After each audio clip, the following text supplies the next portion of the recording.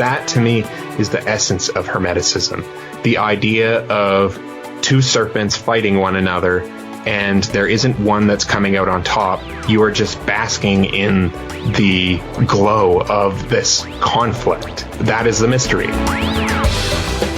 Salutations, listeners, and welcome back to Glitch Bottle, the podcast where we uncork the uncommon in magic, mysticism, and the generally misunderstood. I'm Alexander F., and today we are so excited to welcome back to the podcast intellectual historian, philosopher, and hermetic delver, Mr. Dan Attrell.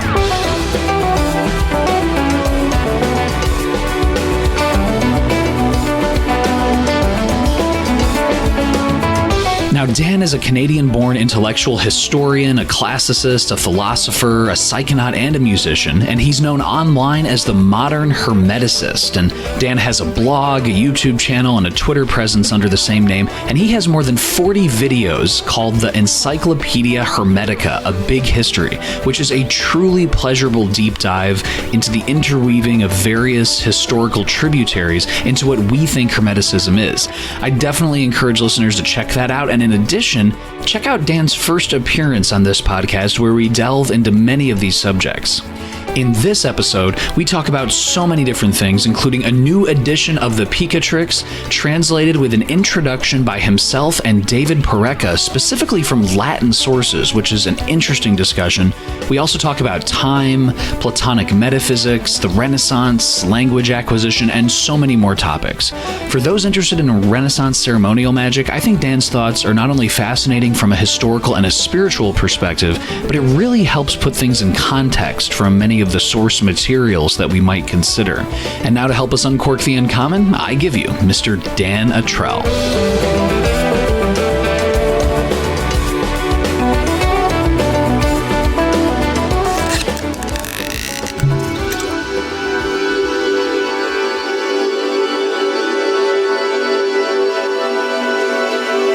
Dan Attrell, thank you so much for stopping by the Glitch Bottle podcast again. Thanks for having me, Alex. I'm pretty excited to be here. It's always nice to talk with people who are, interested in the subjects that you're interested in, so I'm looking forward to it. For listeners out there who have not yet heard your work or maybe checked out the first episode, you are known as the modern hermeticist. How did you, Dan Attrell, become the modern hermeticist? What is that all about? Never really thought of myself necessarily as the modern hermeticist, more so as just the brand under which I release things. But I suppose my connection to that name, well, it goes back to the sorts of things that I started becoming interested in as I developed through my education in history. So I started with a double major in history and classics at the University of Guelph. And I was chiefly interested in ancient history, so Greco-Roman, pagan texts, that sort of thing. I was also very interested in the Middle Ages and in the sort of, you could call the Arab bridge between the classical world and the world of the Renaissance. So in sort of fleshing out all of these different things, I started becoming interested in all the different forms of mysticism that were practiced throughout the Mediterranean basin. So my original research started with mystery cults. I was very interested chiefly in the mysteries of Attis and Kabyle, but the Dionysiac mysteries and all these different, the Mithraic mysteries, the cult of Isis and Osiris. And this sort of interest in these so-called Oriental mystery cults got me interested in Hermeticism, or maybe more appropriately, Hermetism, in the sense of Alexandrian syncretic philosophy that kind of pooled together an amalgamation of all kinds of different thought systems from different cultures. And instead of forcing them to a close, it sort of allowed them to stand. Each individual system has its own values, its own wisdom to impart, and we can unpack those by exploring those traditions independently, or we can synthesize them into a more universal type of metaphysic. And that's sort of what happened later in, we could say, the 3rd and the 4th century AD with the height of Hermeticism proper, But my interest, specifically recently, has more to do with the reception of these things.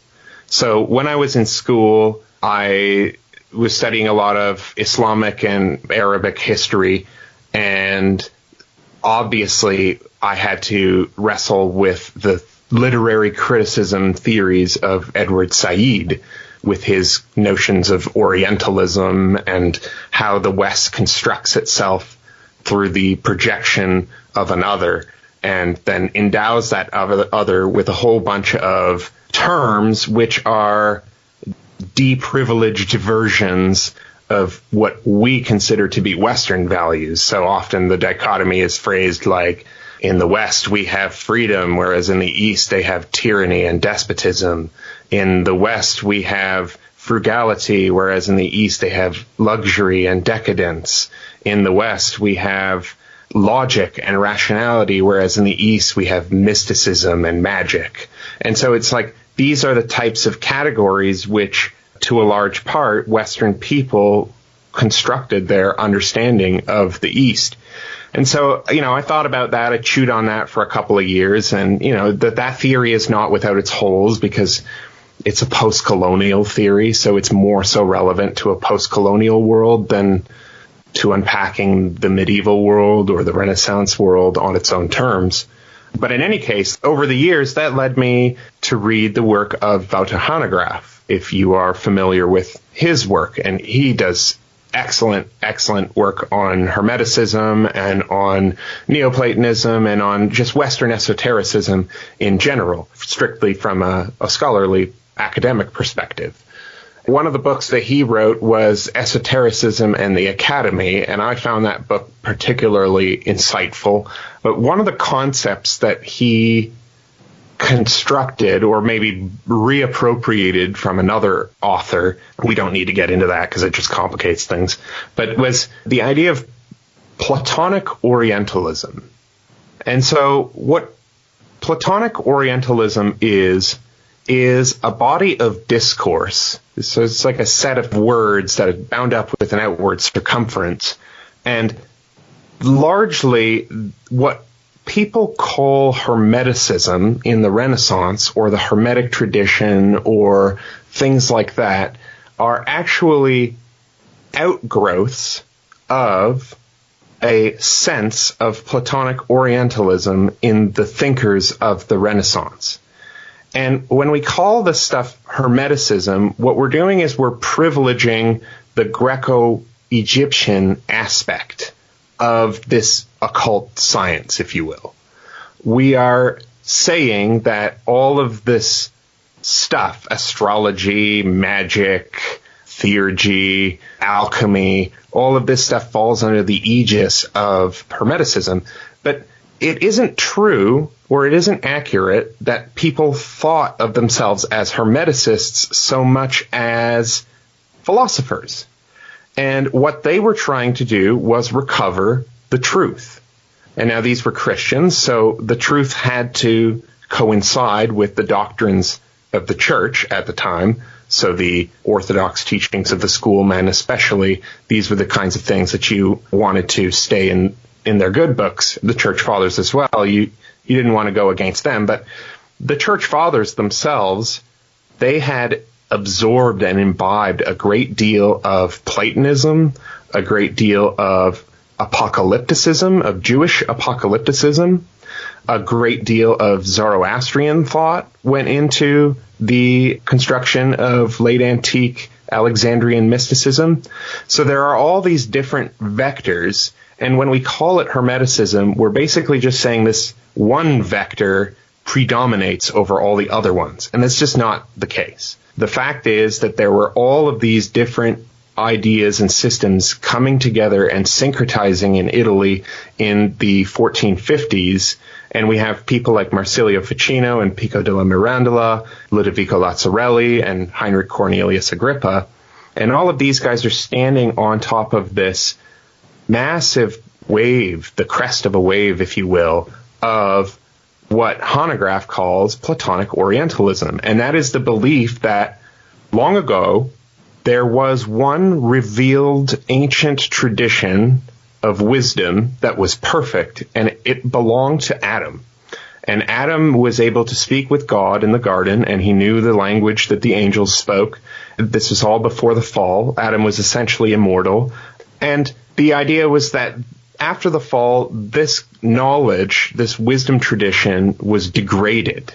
And various groups of people, pagans, Christians, Jews, Zoroastrians, all sorts of different sects, were revealed an aspect of this ultimate truth. Now, the project in the Renaissance became essentially to reconstitute that primordial truth. And what they believed was that essentially this truth was a Trinitarian doctrine, and that you essentially needed to reconcile all of these different prophetic traditions like Orphism, Zoroastrianism, Judaic apocalypticism, and so forth.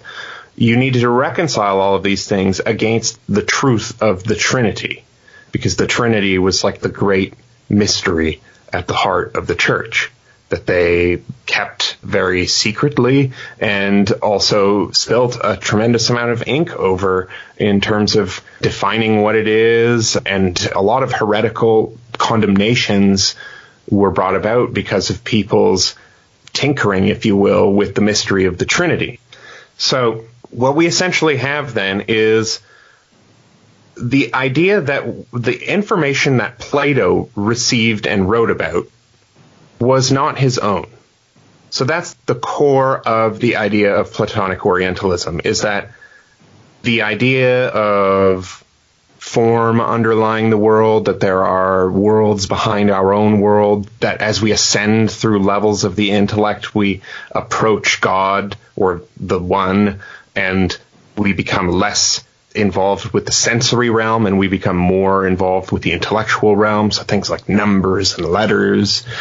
The ideas of Plato as they were understood in the Renaissance, and remember, people didn't understand Plato on his own terms. They understood him through the lens of Neoplatonism. This idea became that Plato had inherited a chunk of the wisdom tradition from possibly Jeremiah. That was one theory, that Plato and Jeremiah were contemporaries and somehow Plato was imparted the prophetic wisdom of Jeremiah. And then there's other people who think that it was the Zoroaster because of the proximity of Greece to Persia and the influence of the Magi. And then others will say it's Egypt, that Plato stole all of his knowledge from the Egyptians. But what you see as a common thread here is that everybody is professing that Plato got his knowledge from the East, because it's mystical, right? There's this idea that what came before Plato was more an attempt at rationalism, was more an attempt at physics, the water of Thales and the fire and flow of Heraclitus, and these people were thought of as more materialistic than idealistic thinkers. And so the idea is that Plato is the one who introduces the doctrine of idealism into Europe, or into the West, if you will. And this is largely, he was influenced through Pythagorean streams, and the Pythagorean streams themselves were influenced by Orphic streams and possibly Egyptian or Persian streams as well. But that doesn't matter. What matters is people's ideas about this wisdom tradition, because that's what causes this huge proliferation of discourse that connects all of these disparate traditions together. Plato basically becomes the linchpin of all of these disparate worldviews. And that's what's received by the church fathers. That's what is imbibed by the church. And that's why, for example, you get various church fathers debating on whether Hermes Trismegistus himself was a prophet who foretold the Trinity, who foretold the coming of Christ, or whether he was an idolater and a pagan. So there are various opinions about that, even as early as the 2nd and 3rd century AD. So what essentially happens is that what we need to do to better understand the Renaissance is not so much talk about Hermeticism, because Hermeticism only makes up a small fraction of what is going on in the Renaissance occult philosophies. There is also Kabbalah. there is also Neoplatonism. There is also the Zoroastrianism or perceived Zoroastrianism in the Chaldean oracles. There is a resurrection of pagan and of Orphic or Greco-Roman mysticism. So there's all these different currents coming together. And when we call that Hermeticism, we kind of efface that diversity of thought. And of course, astral magic is another vector in this, which is Arabic Neoplatonism, if you will. That is the foundational doctrine from which talismanic magic emerges. I suppose we could diverge here for a second and talk about how in a work like Picatrix, for example, there are two constituent traditions. There is an ancient temple worship form of magic that is about conjuring the spirits of the planets, and there's a lot of remnants of paganism in that, late antique paganism. And then there is the talismanic aspect, which is largely fueled by astrological inquiry, and it is more inspired by the Neoplatonism of the Brethren of Purity, who were centered in Baghdad in, if I'm not mistaken, the 8th century. Dan, just to kind of set this up a little bit as well, yourself and David Poreka in February of 2019 are going to be releasing, or this will be available, your translation of the Picatrix, and it's called A Medieval Treatise on Astral Magic, translated with an introduction by yourself and David. Can you share with the listeners a little bit about the genesis and why is it so important to have a Latin translation specifically, as opposed to, say, going to the Arabic sources? Right. So the version of the Picatrix that we worked on was the Latin edition put together by David Pingree. And David Pingree himself basically constructed his Latin critical edition from manuscript versions of the Picatrix that were floating around Europe. And so our translation work reflects this reception of Arabic magic, if you will, for lack of a better term, astral magic. We could call it Neoplatonic philosophy if we want to demystify it a little bit, as it was not entirely mystically conceived by the Arabs. This was quasi-mechanistic in its framework. So in any case, the version that came to Europe was then received, and it was received and understood through these various Christian lenses. So again, Christian Neoplatonism, Judeo-Christian apocalypticism, as opposed to Islamic apocalypticism that ties into the angelology and things like that. So the reception colored the original intent of the author, Al-Qurtubi, who was writing in the 10th century in Islamic Spain. So where it becomes interesting relative to the Renaissance is that Picatrix is translated into Castilian Spanish first, from Arabic to Castilian Spanish, then from Castilian to Latin, and then the Latin sort of goes underground and resurfaces around the 1450s. And most prominently, the Picatrix resurfaces in Marsilio Ficino, who is the translator of the complete works of Plato into Latin from the Greek. So around 1453, we get the collapse of the Byzantine Empire. Constantinople falls to the Ottoman Turks, and men are just throwing books over the sides of the walls to try to rescue them.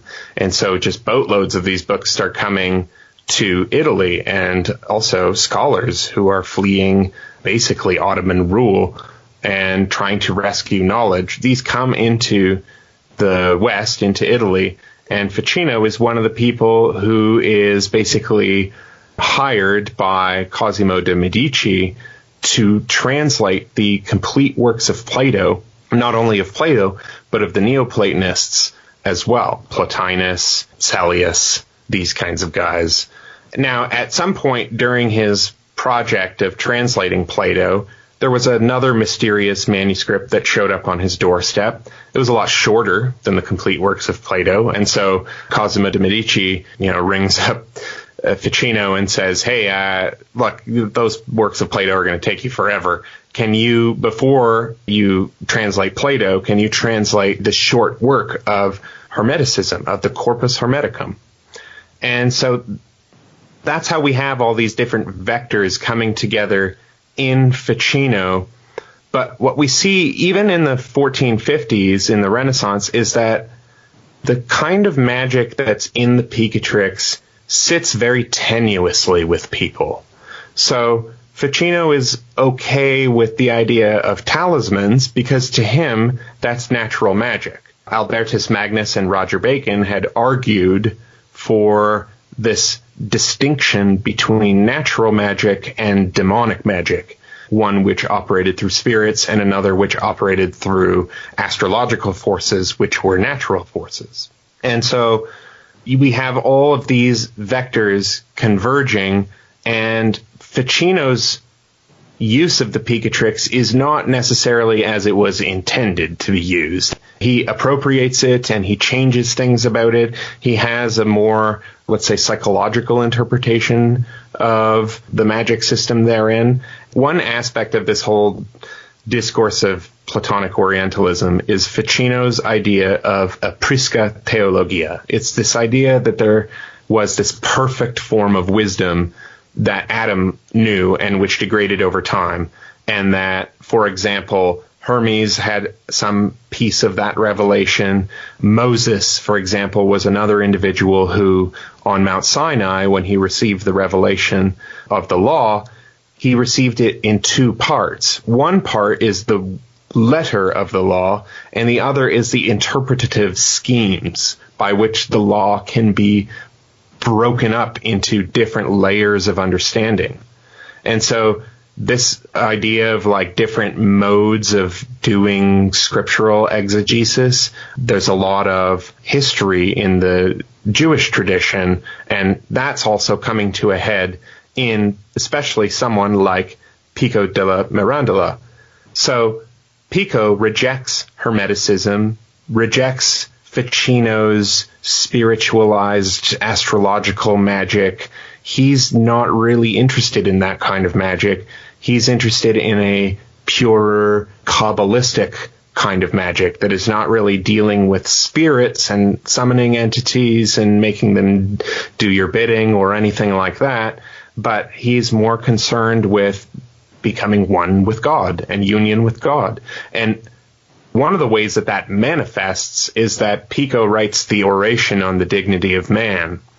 This is essentially an attempt to convince the Jews of Italy. Remember, 1492 is like the time when all the Jews are being expelled from Spain. And so there's like this virulent, rampant anti-Semitism going on in Europe. But it's a hatred of the Jewish religion more so than it is a hatred of individual Jewish people. So the Christians are trying to win over the Jews from what they perceive as carnal religion and give them the spiritual sense of the law. And that is fulfilled in Christ in their mind. And so very rapidly, we see the magic of the Picatrix resurface, but gets kind of quelched or argued with and reconceptualized. So it is more of like a polemical by the time of the 1450s in Europe, in the sense that it demonstrates an older way of thinking about magic, which is this Neoplatonic mystical way of thinking. It is pregnant with imamology and different types of ways of thinking about magic. So we were talking before the show about, for example, the distinction between ruhaniya and spirits. What an Arabic person understands by ruhaniya is not the same necessarily as what a Western person thinks of when they think of spirits. But that is what the reception of the Renaissance mind reads into the text, blows into the text. And so we're kind of dealing with the Picatrix as it was understood in the Latin West. And again, what we see is that very quickly, when it resurfaces, it is shut down by those intellectual philosophers, those people in positions of power. Marsilio Ficino, he's a priest. He is paid by Cosimo de' Medici, who's one of the wealthiest men, if not the wealthiest man in Florence at the time. We have all these different thinkers who are, in the presence of popes and in the presence of queens and emperors. These are people in places of power. That doesn't mean now that the forms of magic that are in the Picatrix weren't being practiced and weren't being carried on. They were just being done so in secret and by people that we would today call conjurers. So, for example, when John Dee gets attacked by people as a conjurer, John Dee gets mad because he thinks what he's practicing is different. It is in the tradition of Reuchlin and of Pico and of Agrippa.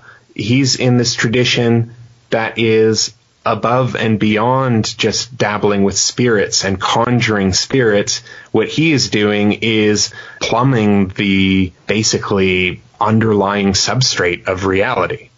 And so he rejects that idea of a conjurer. But what that does is it shows us that there were ideas of conjurers in currency in England in the late 1500s. I mean, of course, right? Because there's so many books that are written around that time, and we get this explosion of goetic magic not long after that. And before that, what we have is a sort of congealing or concretization of what constitutes good, lawful, holy magic and what constitutes dirty, gross, low magic. And this would really feed into the witch craze because people had now this educated conception of how magic operates, and they started projecting that on rural people. People were practicing folk magic, compounding plants and roots, and maybe they also have dabbling with saints and spirits and angels and things like that. Well, once all these learned people come around with the types of rebuttals they have against the magic in works like Picatrix, they start to weaponize those against the common, simple people and claim that they are practicing a kind of magic that they don't even really know anything about. And that becomes witchcraft, right? So there are many vectors that we can think about this, but that's one of the vectors that we can think about the influence of the Picatrix in the West as stimulating intellectual discussion about what is the underlying mechanism of magic, how does magic operate. This factored into all sorts of different disciplines, like from optics to the philosophy of free will. I'm interested in teasing out all of these different ways in which the reception of late antique Neoplatonic texts and then Arabic received texts and also Judeo-Christian apocalypticism all sort of bubble and boil together in this giant cauldron that we call the Renaissance. Because everybody thinks of the Renaissance as like, oh, humanism and pagan learning, but it's like, okay, it's not just pagan, it's also forms of knowledge that are different from the schoolman status quo form of knowledge. You mentioned, too, Dan, that astral magic is effectively Neoplatonic philosophy. Yes. Can you kind of elaborate on that? Because I know one of the ideas that we were talking about before the podcast and guests on previous episodes have mentioned is there's two different strains. There's the kind of Arabic/Indian strain of astrological magic in terms of a real focus on the mansions of the moon and proper astrological timing. And then, even though there's a lot of overlap, there's this kind of separate strain of Greek, Egyptian, ceremonial magic and spirit evocation and invocation. And if you have these two disparate streams, or these two streams that there is overlap but they seem to be separate, is Neoplatonic philosophy a bridge? Do you see it as a bridge between these two things? Okay, yes. Can you elaborate on that? And that's where this idea of Platonic orientalism comes from, right? It is the common denominator between all of these different things.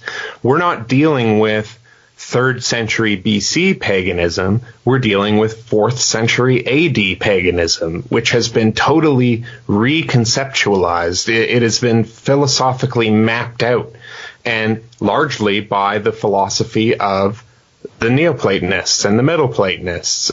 I should mention, the word Neoplatonist is a modern term. It doesn't really emerge until the 19th century. It's everybody just thought of themselves as Platonists. Everybody was just working in the tradition of Plato. It's not till later scholars divide things up into Platonic, Middle Platonic, and Neoplatonic. So, for example, a lot of the talismanic magic emerges from commentaries on Plotinus in the Brethren of Purity. So there are all these different interpretations of what it is Plotinus meant, and how really at the core of it is the idea that the world was perfect at one point, either in an Adamic, Edenic sense of perfection, or going even further back than that and saying in like the perfection of the One, and the One emanated outward into various hypostases, and through talismanic magic, we can essentially reconnect these things through the One by bringing together the disparate parts that have been scattered by the multiplicity of the fall of the One. We can restore the One to its place, or at least play on the strings of the universe that underlie it. That's a thoroughly Platonic concept. And all of late antique theurgy was reconceptualized along these lines. We find this in Iamblichus, in Porphyry, in Ammonius, in Plotinus. And then once this makes its way into the Arabic world, it gets another injection of what I can only call Abrahamic or Semitic apocalypticism. And so there's this veneer of what we in the West would consider Oriental, this gloss of, or reconceptualization and merging of all these different things. So like Ptolemy, these different astrologers, eventually people like Abu Mashar and things like that. They were all very interested in Neoplatonic philosophy for the same reasons that the Christians were interested in, because it's this kind of mystical idealism which predates but also foreshadows monotheism. Islam would see the foreshadowing of monotheism, whereas Christians would see the foreshadowing of Trinitarianism. But in a Christian's conception of the Trinity, like there is unity in the Trinity. So it's like the center of a triangle, right? The unity of the center of a triangle. So those are conceived of fairly similarly, albeit through different cultural lenses. Given this huge conversation about time and the definition of Hermeticism and how it changes and the different tributaries and Platonic metaphysics, can you talk about kind of what role does prophecy have? As you've kind of mentioned, there was a connection, a seeming connection to some between Plato and Jeremiah. What role does both prophecy have in kind of the Renaissance apprehension of Hermeticism and also apocalyptic vision? Obviously, the Christian sense, we think of the book of Revelation, but what role specifically does the kind of apocalyptic strain of thought have regarding time and this kind of thinking? Okay, so this is sort of what I'm working on for my dissertation. So there's a lot of things that can be said about it, but I'll try to keep it concise. This link between Plato and Jeremiah is probably not real, right? It's part of this tradition, part of this body of discourse we call Platonic Orientalism. It's this idea that we're trying to link up Plato because he thought in a supra-rational way, he thought in a mystical way. People in later times were trying to project a bridge between Plato's irrational mysticism and the irrational mysticism of the Jews, because that's the one that everybody knows, right? Because it's been inherited through Christianity. So in Plato, you have a talk of the different kinds of divine madness, right? Well, there's love as like one kind of divine madness. Another one is poetry. And what Plato does is essentially writes narratives about visionary experiences. In some cases, things like the Timaeus and things like that, the myth of for example, or the scene of the chariots and the Phaedrus. So there is an attempt to concretize this connection between, in order to give legitimacy to this pagan Plato and his foreshadowings of the doctrine of Christ and Christianity, they want to link up Plato to these prophets and make of Plato a prophet. So we have this kind of like modern conception of what Plato is that is largely colored by the Enlightenment So Plato is kind of this like white robe wearing academic who works in a building full of columns, and he's got students around his feet, and he's just teaching mathematics or something like that. And that's like one way of thinking about Plato. But the way that the people in the Renaissance thought about Plato and in the Middle Ages was as kind of an Arab sorcerer. You know, he wears a turban. He is an Easterner. He is full of this ancient wisdom and knowledge from different people. And there are attempts to legitimize the reception of Plato into Christianity by linking him up to the Platonic tradition. And now there's another vector to this, which is in late antiquity, at Alexandria, there were tons of Jews there. You know, it's right next door to the Holy Land, and by that time, the Jews weren't allowed to live there. So a lot of them found themselves either in Spain or North Africa, but a huge portion of them in Alexandria. And it's in Alexandria that they were encountering these philosophical circles of Platonists and Zoroastrians and Hermeticists and so on and so forth. So we can't study these currents in isolation from each other because they form like a network of discourse where a change in one node represents a change in every other node. So we have to kind of explore this discursively and take the long route and sort of look at all these different ways in which, like, oh, look, this isn't just Hermeticism. This is also the apocalypticism of Ezekiel and of Enoch. So you have people like Ludovico Lazzarelli, who wrote a work called the Crater Hermetis. So the idea is like the fountain of Hermes that overflows. And that's the image that the Neoplatonists used of the one overflowing. But his obsession with Hermes was as this messenger between the divine and the mortal world. What he thought of as Hermes was basically an angel of prophecy. Right? So he was interested in Kabbalah and in the works of Enoch and these sorts of things. And people usually exclude those when they're talking about Hermeticism. So it is important to keep in mind that Renaissance occult philosophy is as much a product of Neoplatonism, as much a product of Hermeticism, as much a product of Arab astral magic as it is Judeo-Christian apocalypticism. And there is a rich, rich tradition of that going well back into the Middle Ages, native to Europe, which informs all of these apocalyptic currents. Apocalypse is a weird word because in popular conception, when you say it, people think you're talking about the end of the world.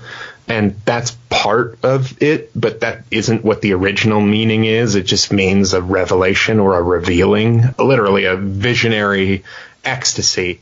And then I do 1 degree remove from that where I say, okay, apocalypticism is narratives about visionary experiences. Because, you know, visionary experiences are common.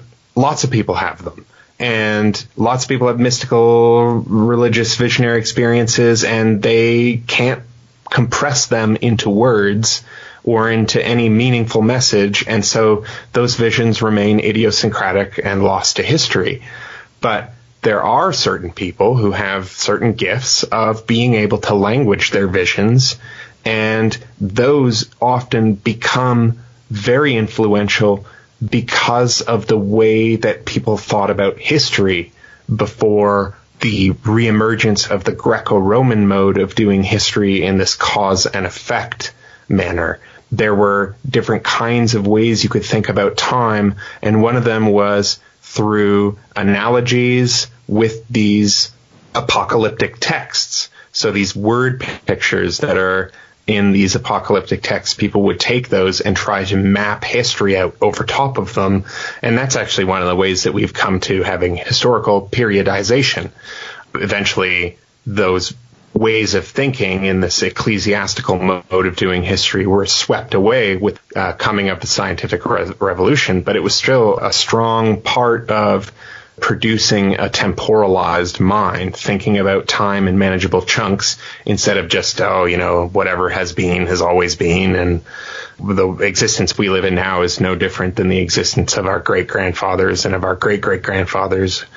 So apocalypticism is vital to understanding all of this as well. There are also chronicles and legends and prophecies. So we get things like the prophecies of Merlin.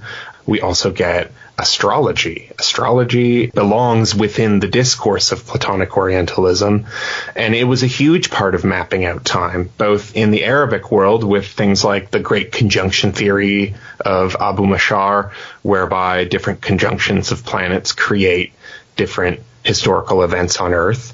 And then there are also in other ways where we carve up the sky into time, where we carve up movement into time, and this is based along images. These doctrines of images are deeply Platonic, and we can explore those links and the way that all of these different things connect and diverge in a very rich fashion, and that's sort of what I've been dedicated to doing. To that point, Dan, one of the things that I think we could definitely discuss more and kind of go in depth is Joachim of Fiore and Terence McKenna. For the listeners who haven't heard the first podcast, we definitely delved into Terence McKenna, obviously a very influential in the 80s and 90s, a psychedelic thinker, someone who described himself as a psychonaut, a philosopher, he's an author. Who was Joachim of Fiore, and what is the importance of Joachim of Fiore, and how does this relate to more modern thinkers like Terence McKenna? Okay, I should back up a little bit, and then I'll get into Joachim of Fiore, and I think the best way to jump into this is to go off of this Platonic Orientalism thing again, and is what was Terence McKenna's shtick, right? Terence McKenna himself fits into this discourse of Platonic Orientalism because his shtick was that there is a world above and beyond our own world, and that through various psychedelic experiences we can get access to that world. And his shtick was uncovering throughout history all these different people who were accessing that other world. And so what he's doing is he's looking at Hermeticism, he's looking at Kabbalah, he's looking at Neoplatonism and all these different traditions that are all bound together. And apocalypticism, obviously, is a huge part of that. So his apocalypticism, his vision, I mean, he had a lot of them, but the one that he was really trying to sell for a long time was this idea that there is a universal attractor or a transcendent object at the end of time which was pulling history toward itself, and it cast a formative shadow over the events of history. Now, what is that? That is Platonism. That is the idea that there is a form that is somewhere outside of our physical reality in which our reality participates, and it is drawing on matter, if you will, to take that form, whatever bizarre form that might be. You know, Terence never says, he just says it'll become incomprehensible, or will roll into a plane of existence that we can't even imagine. Well, this is this idea of perfection, of the idea that we are fallen somehow, we've been sullied by a fall into language, and that we can return to this mystical oneness through, basically in his mind, through time. It was going to happen inevitably. What this echoes, and I'm not convinced there's a direct link because I've never heard Terence mention Joachim of Fiore, but this echoes very closely the eschaton immanentizing schemes of Joachim of Fiore. Now, Joachim of Fiore was a monk who lived in the 12th century, and he was kind of a wandering hermit type for a good chunk of his life, but he had all these various mystical experiences. He traveled to the Holy Land, and he visited all these different sites that were in the Bible, so he had a very elaborate geographical consciousness, which was not something that was very common at that time. He was a counselor to popes and to kings like Richard the Lionheart. He was forced to become abbot of his monastery, where he eventually quit because he thought that it wasn't hardcore enough. So he climbed a mountain and formed his own monastery, his own monastic community. And that community was very small and didn't take up too much traction in terms of impacting world history. But the people who Joachim of Fiore influenced the most were the Franciscans. And now Joachim and St. Francis of Assisi lived around the same time, albeit Joachim of Fiore was an old man by the time Francis was a teenager. It's the followers of St. Francis, all the people who wanted to take up apostolic poverty and live a life of basically ascetic wandering and doing missionary work among the poor and lepers and heretics and other groups who would basically martyr them. They took very much influence from Joachim of Fiore's doctrine of what we can call the three status.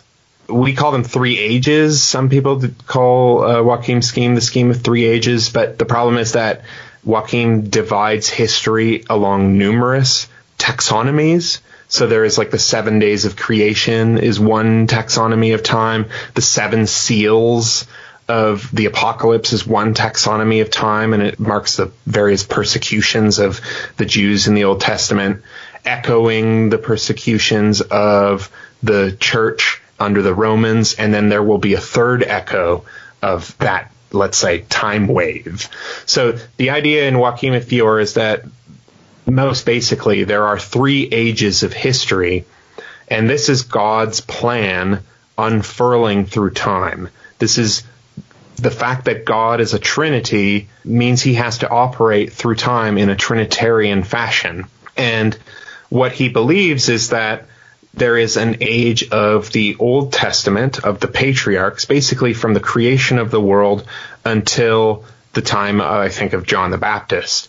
And that marks an age that is governed by law, that is governed by carnality, that is governed by wrath and strictness. And basically, that's the time that God reveals himself in the form of the Father.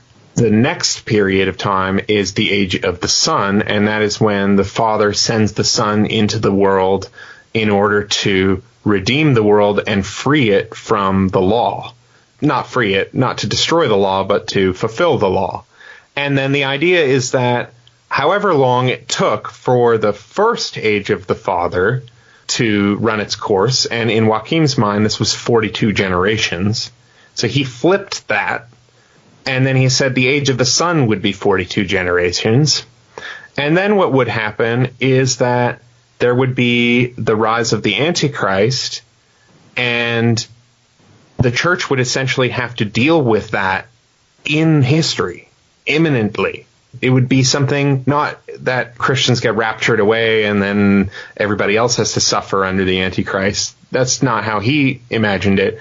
He imagined that the Antichrist would come, would get basically locked away for a 1,000-year period, and there would be this period of an earthly Sabbath, basically a Christian utopia where everybody on the planet would be converted to Christianity, and that would usher in this form of Christian universalism that would create this critical mass, and we would roll over into a utopia whereby we were liberated from the law because we would have internalized it, right? So it's not this libertine idea of the new aeon where we abolish the law and we just do what we will, but that we've internalized what it means to be like Christ, and so we don't need it anymore.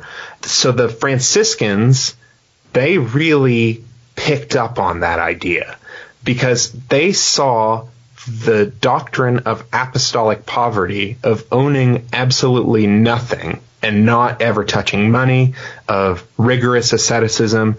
That's what they were interested in practicing. And in Joachim of Fiore, they said, look, we are the people of the third age. We are the people who are going to bring about world Christianity and roll us into this new plane. And the key to this existence will be apostolic poverty, because we will reorder our values. We will reorder everyone's values, and it will be like before the fall, when instead of having our eyes downcast toward the material, we'll all be on the same level back into this like contemplative state where we are all like the angels or the choirs of angels surrounding God. What is relevant to Terence McKenna here is, I mean, not only this idea of history coming to an end or of the eschaton casting back an organizing shadow on all of history, but also this idea of recapitulation. So he had this idea that like there was a pattern that was fractal in the time wave, and that like that was the form of time itself, and he determined this through the I Ching, right? So he determined it through prophetic oracular means. This is one mode of doing history, is by drawing on analogies with oracular or prophetic or apocalyptic systems. So that's one way of seeing a parallel. But he had this idea that the time wave was self-similar across scales. So it's like if you zoomed into a piece of it, you could see the whole in the piece of it. Well, that's not unlike Joachim Fiore's Three Ages. If you actually go into his figura, his figures, basically these drawings of his visions, we can see that there's this idea that time is like interlocking rings that are like looping over themselves. It's really psychedelic, right? So this is Joachim Fiore having visionary experiences of Ezekiel's chariot and so forth, and then remapping those visions as scriptural exegesis. And basically what happened in the 1250s, if I'm not mistaken, was one of these young impressionable Franciscans took the work of Joachim Fiore and said, this is the Third Testament. This is the work that shows us all of the concordances between the Old Testament and the New Testament. It shows us the like underlying metaphysical framework, the time wave, if you will, that is basically the map of history. And so we need to enshrine Joachim Fiore as a saint and think of his book as the Third Testament. And this made the authorities in the church just recoil. They were not pleased with this notion that Joachim Fiore was in any way writing a Third Testament. And Joachim himself was not a heretic. He made sure everything that he wrote was in line with proper church theology, was read by popes, and he was very cautious.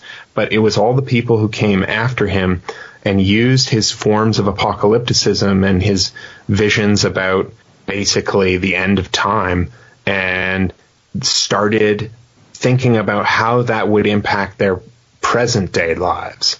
So if everybody thought that Joachim was a prophet who was telling everybody we need to achieve this Christian universalism, well, who is doing this?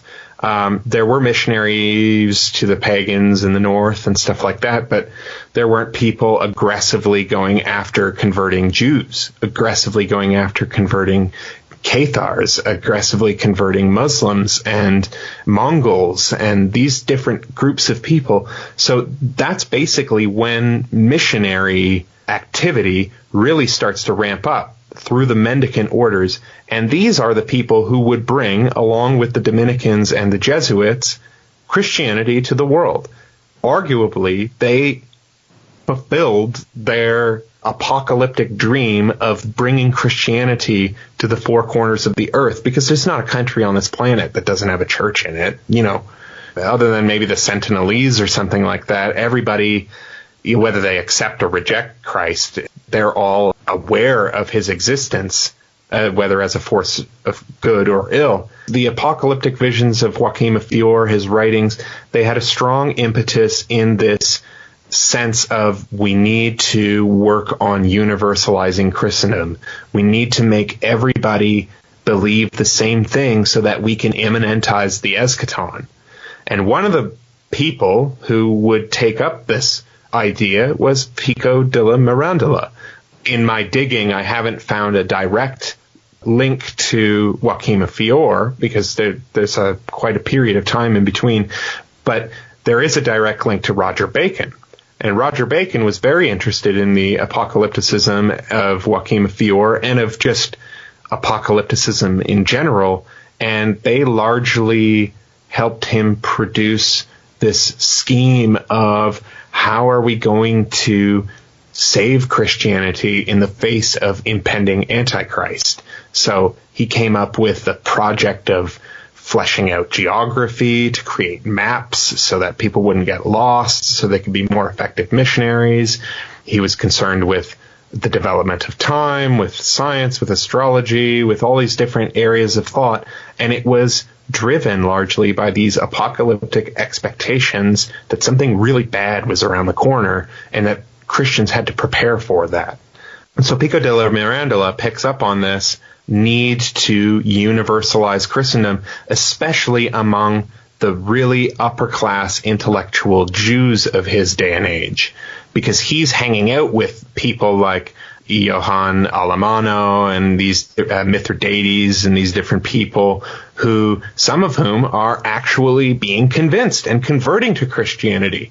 And so he's thinking in his mind, look, if we can convince these insanely intelligent Kabbalists who speak 8 languages to see that Kabbalah is really just about the Trinity, and it is really a map for understanding the mysteries of Christianity and not the carnal interpretation that the Jews have, then maybe we can convince the whole world.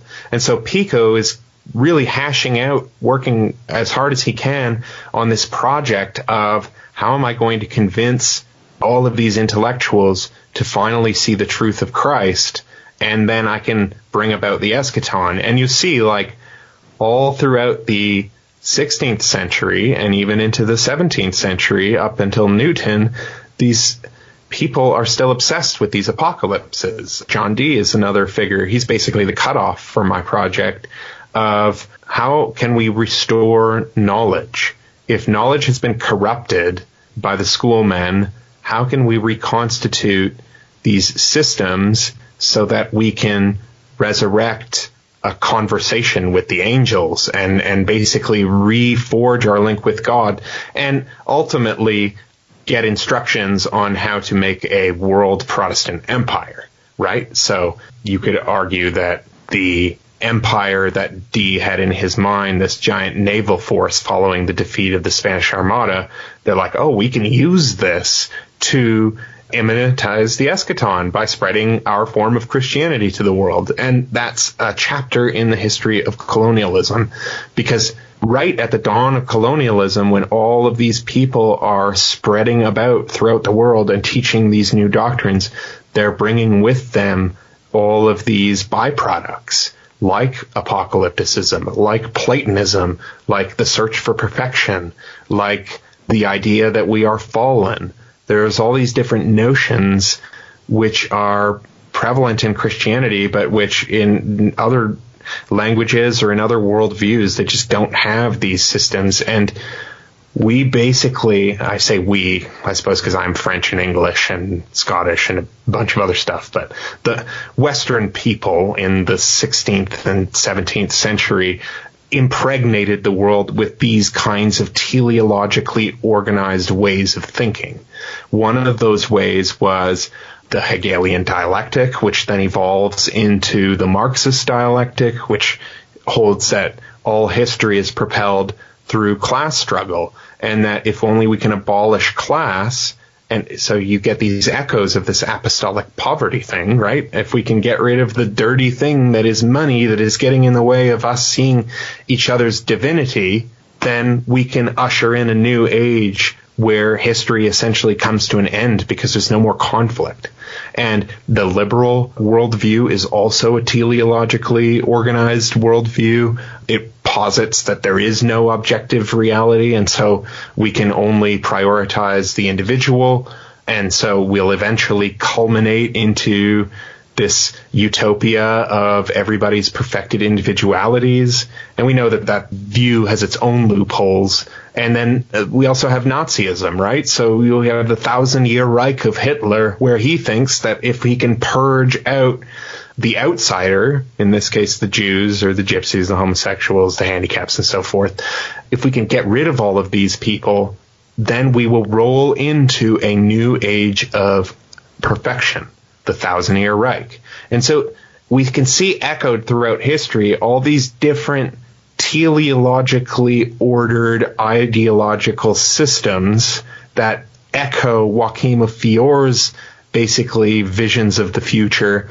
And I think Terence McKenna is just one other prophet in this tradition. And I don't say prophet in the sense that he was necessarily right, although we can get into that too, but that he had this idea that outside of time is a form of time, and then that form is drawing us towards some kind of end of history.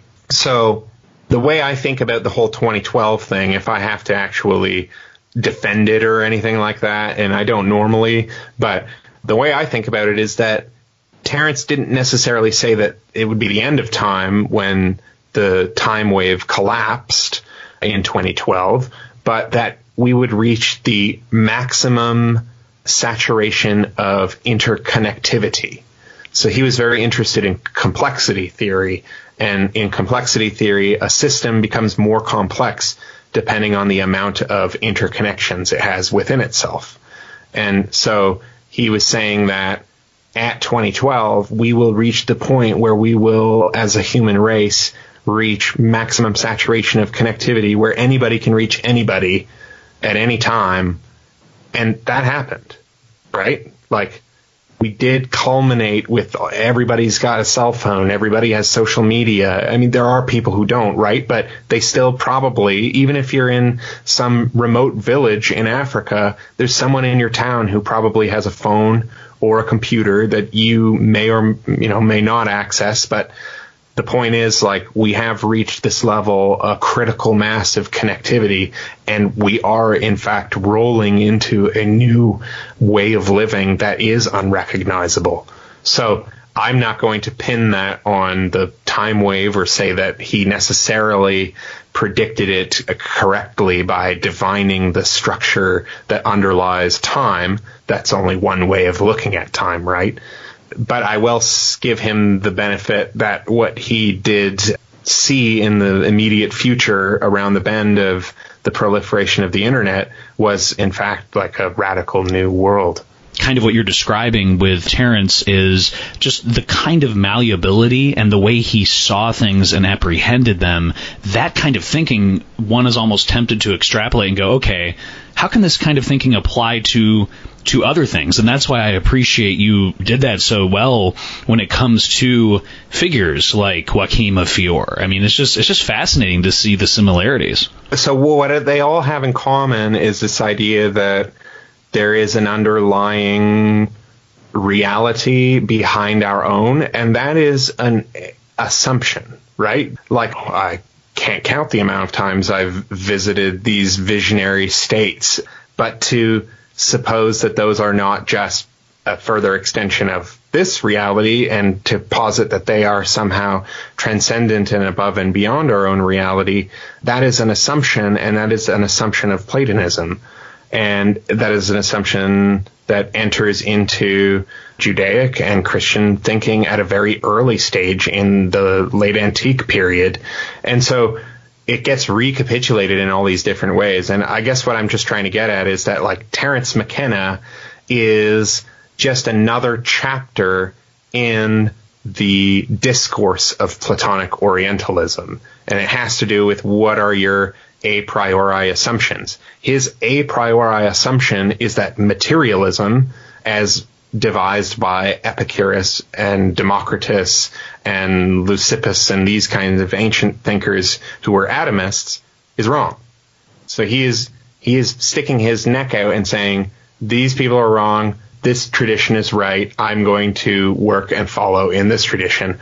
Whereas myself, I feel more cautious. My whole shtick and the shtick of the Encyclopedia Hermetica itself is to show that there are tensions at work behind these two strains in Western history between the materialist and the idealist schools of thought, led by, firstly, by the Platonic charge and then by the Judeo-Christian charge. But the materialist side of things is not as bankrupt as people like to think that it is. So what I like to do is keep both those traditions alive and well and kind of look at them on their own terms instead of trying to argue them necessarily one against the other to find out which one it comes on top. Because that, to me, is the essence of Hermeticism. It is the idea of two serpents fighting one another, and there isn't one that's coming out on top. You are just basking in the glow of this conflict. And that is the mystery itself, right? And so I think someone like Terence McKenna was interested in seeing the mystery from one side of things. He was very anti-materialism. He spoke very vehemently against reductionism. But I also think that he didn't read, for example, all the works of the postmodernists, or even going far back, he didn't read Duns Scotus or William of Ockham or the nominalist philosophers. And they make very persuasive and powerful cases. And so I like to think of just different models, and we can deal with specific problems by using different models. That's basically how I think about Terence McKenna's apocalypticism in the scheme of Western philosophy. With your experience of Platonic physics and your research into how Hermeticism evolved and the Renaissance apprehension of Hermeticism, can you kind of put that in the context of language? Like, what is language in this light, and what does it mean in terms of the development of language and language acquisition and the interpreting of symbols? Can you just kind of share a little bit about that? Yeah. So what we should do is then look at this not from like a modern linguistic point of view, but rather from how the people in the Renaissance would have thought about language. They were very ensconced in the ecclesiastical mode of doing history. And one of the chapters of ecclesiastical history, of course, God creates the earth. Everybody speaks the same language, presumably the language of the angels. And with the eventual Tower of Babel, and everybody begins to mingle together and speak the same languages, God smites them and separates them in order to keep people in their distinct nations. And basically, people had this idea that there was an language which eventually degraded over time, and Hebrew was one aspect of this language that degraded over time. And there were others like Aramaic and Greek and so forth. And language acquisition became very much part and parcel of the idea of Prisca Theologia. It's sort of like, okay, we want to be able to read biblical scripture in its purest form, so we don't want to necessarily look at the text that Jerome wrote, Jerome's Latin. The humanists wanted to go back to the original Greek. And there is this idea, instead of thinking of texts as processes, as we would today, they thought of texts as events. They were written once by the original author, and those were inspired, and therefore we need to reconstruct the exact meaning that was conveyed in that state of inspiration. And so there are all kinds of different projects happening in the 1400s and 1500s, starting with Petrarch, then Lorenzo Valla, Then we get people like Ficino and eventually people like Johannes Reuchlin working with Hebrew.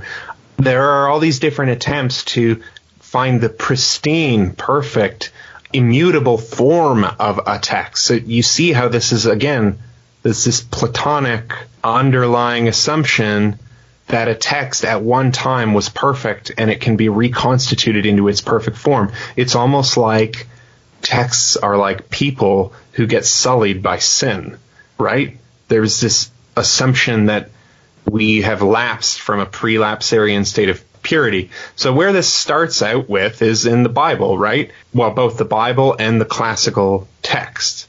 So someone like Joachim Fiore writing in the 1200s, he was not interested in philology. He was not interested in recovering the essence of the text in its purest Greek form. In his mind, he had it. The Vulgate was as inspired as any other text.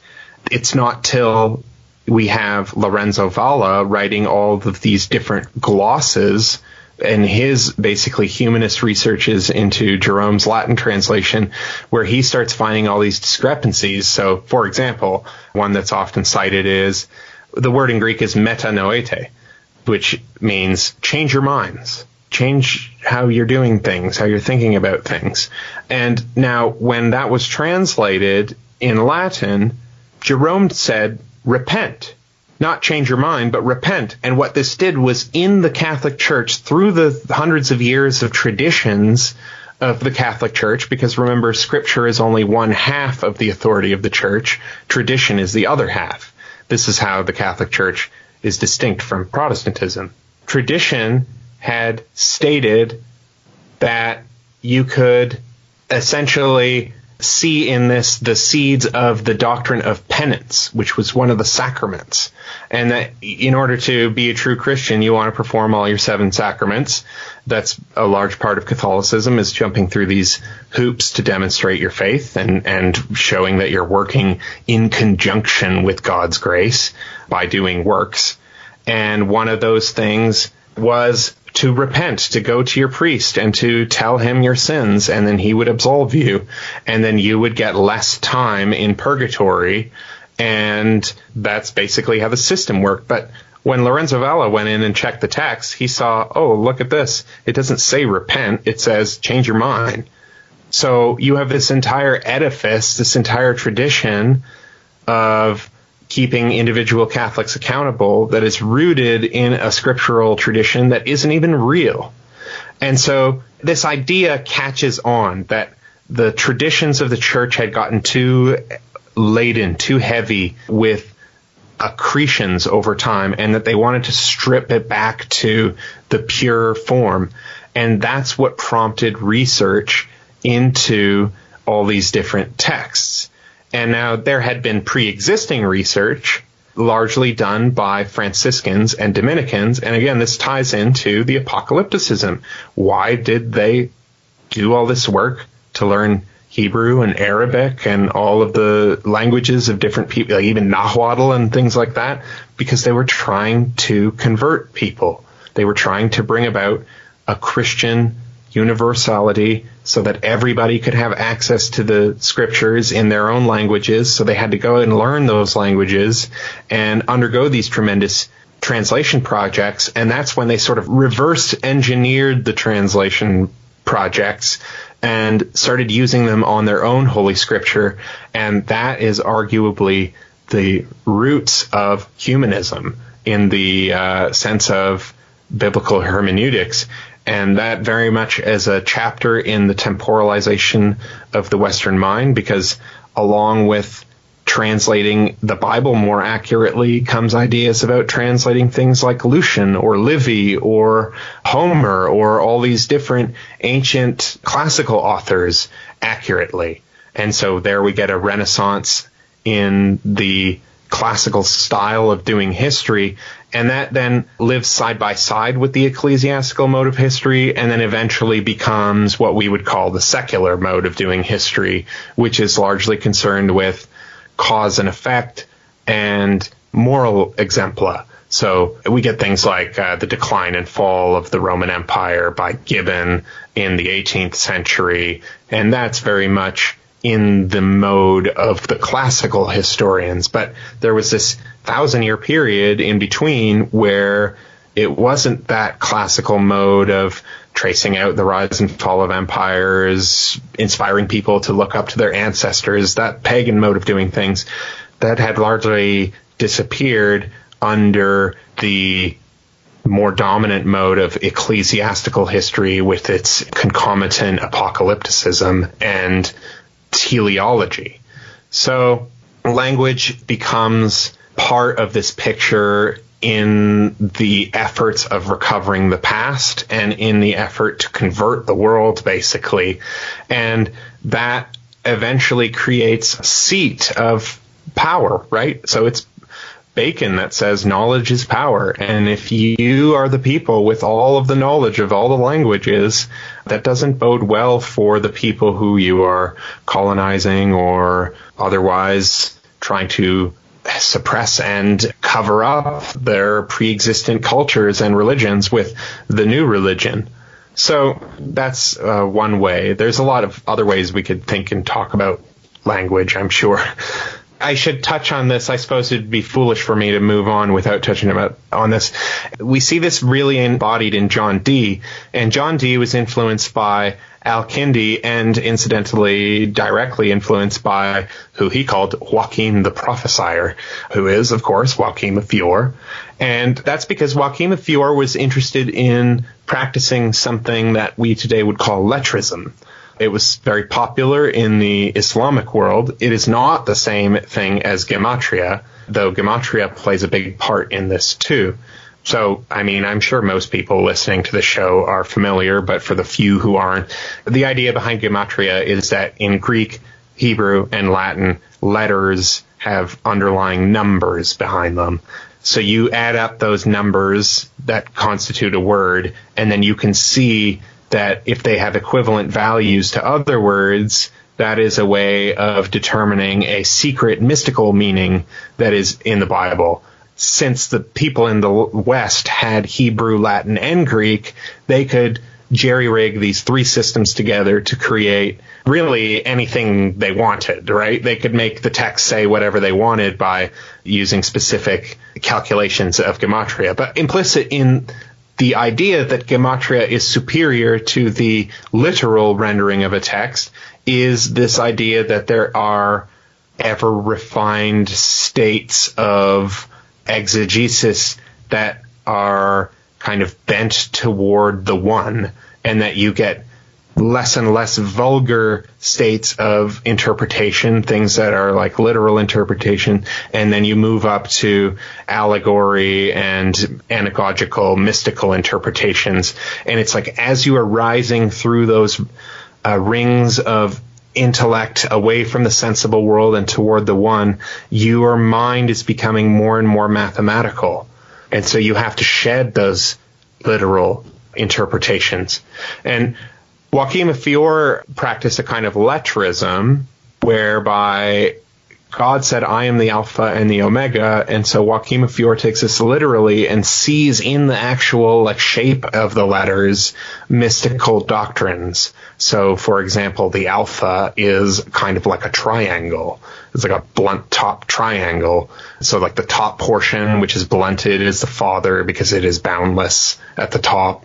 And then the bottom two parts are the Son and the Holy Spirit. And then we get the double procession of the Son and the Holy Spirit, which is a strictly Latin Catholic doctrine. It's not an Orthodox Greek doctrine. That sort of stuff, right? That is probably largely influenced by the fact that Joachim of Fiore lived in the heart of the Mediterranean, in Italy and in Sicily. So he would have been around Jews and Arabs who were practicing these sorts of mystical types of interpretation. And there are also hypotheses that Joachim of Fiore himself was Jewish. His name is Jewish. It is a Latinized form of Jehoiakim. In Italian, it's Gioacchino. And so he was like one of the Old Testament kings. A lot of his program had to do with reconciling Jews with Christians, not in like a forceful conversion way, but in a let's convince them through the mystical superiority of our doctrine kind of way. So I didn't want to pass our discussion of language without talking about those two things, because those are critical components of how people understand languages during the Renaissance. There are all sorts of developments and experimentations with both lettrism and gematria. And one of the most, I guess, predominant outgrowths of that interest is John Dee's hieroglyphic monad, because he thought that that symbol was basically an symbol from which all symbols were derived, right? So we get this Platonic ideal symbol that is the form of all the planetary symbols and of all letters. And so he is trying to find a reconstituted, pristine source from which all language and meaning emanated. And all of these disparate projects are all intertwined into one another. It's just very interesting to explore these from an angle that is hermetic, but not using the word hermeticism too narrowly to only talk about the corpus hermeticum, because that kind of limits us. One last thing before moving on I wanted to mention, because I just remembered, is that Terence McKenna had a very curious, and I guess he was projecting his own views.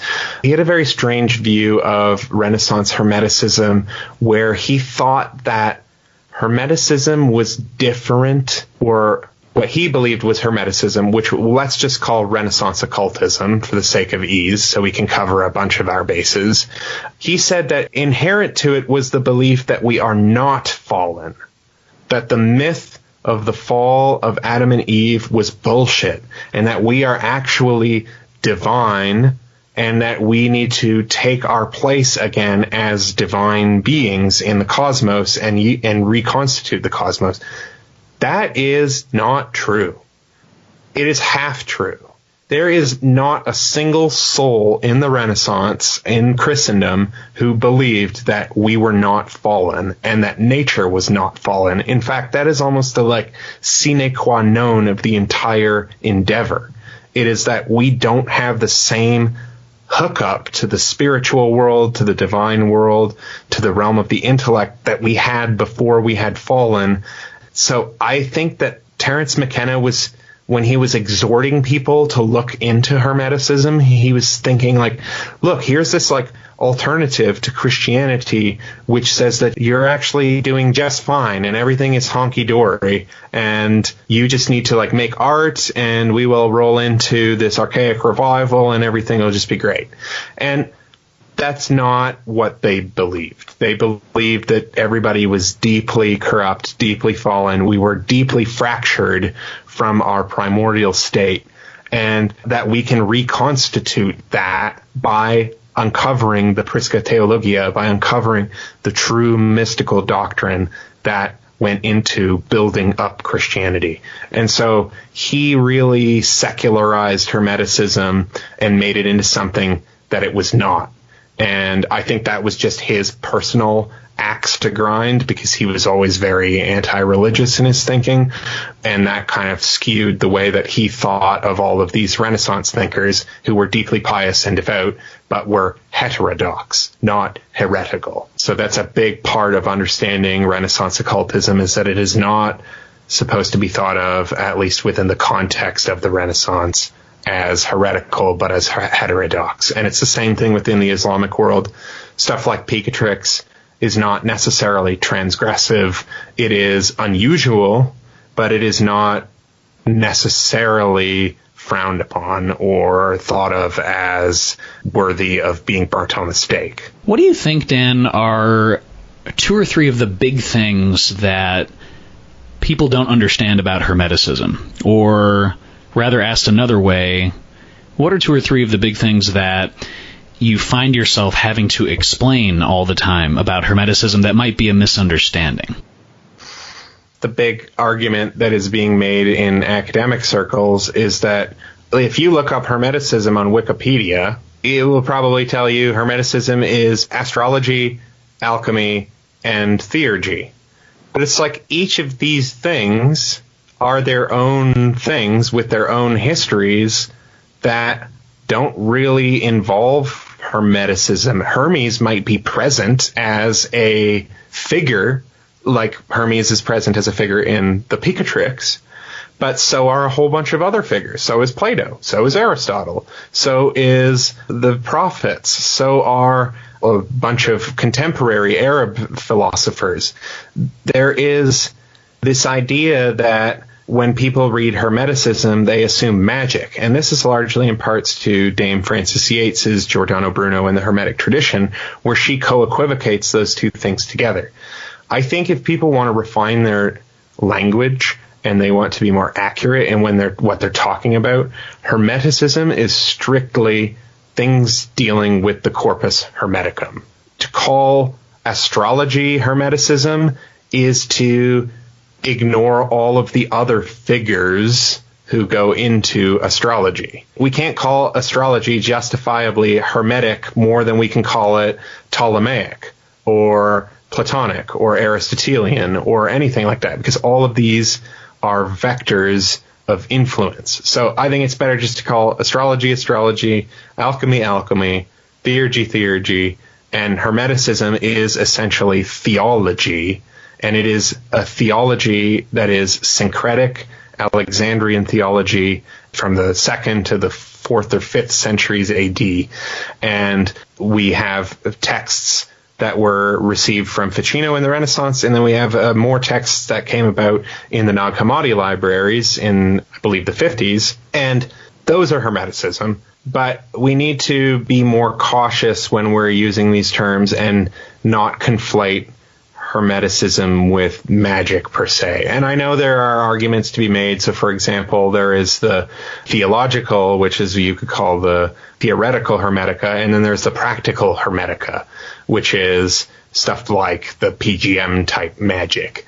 But even then, you're taking one part and using it to explicate the whole instead of trying to find one word which captures the whole. And so I just think we need to be more cautious with our terminology. I'm not saying there isn't such a thing as Hermeticism. I'm just saying it is a narrow thing. And as far as, let's say, Marsilio Ficino was concerned, not a Hermeticist. Pico della Mirandola, definitely not a Hermeticist. Ludovico Lazzarelli now was a Hermeticist. He called himself a Hermeticist. In his Crater Hermeticis, he says, I am a Christian, yes, but I am also not ashamed of calling myself a Hermeticist. And basically what he means by that is somebody who is interested in apocalypticism, in the messages from the divine world to the human world, and what truth he can glint out of that. And I think that that's not a terrible way of thinking about it in antiquity either. Because, who is Hermes? Hermes is Thoth. Thoth is a writing god. So, again, we're talking about narratives about divine matters. So that's what Hermeticism is. It is mystical theology. There is some overlap with magic, but largely the magic is another thing. And that's why you'll find in my introduction to the Picatrix, we say, well, whether or not you want to consider this a work of Hermeticism is debatable. And we would just more comfortably place it within this broader discourse of Platonic Orientalism, because that allows us to control for all the other variables. Absolutely, and those delineations are incredibly important to make, and I know listeners will certainly, hopefully, think about these deeply and continue the conversation.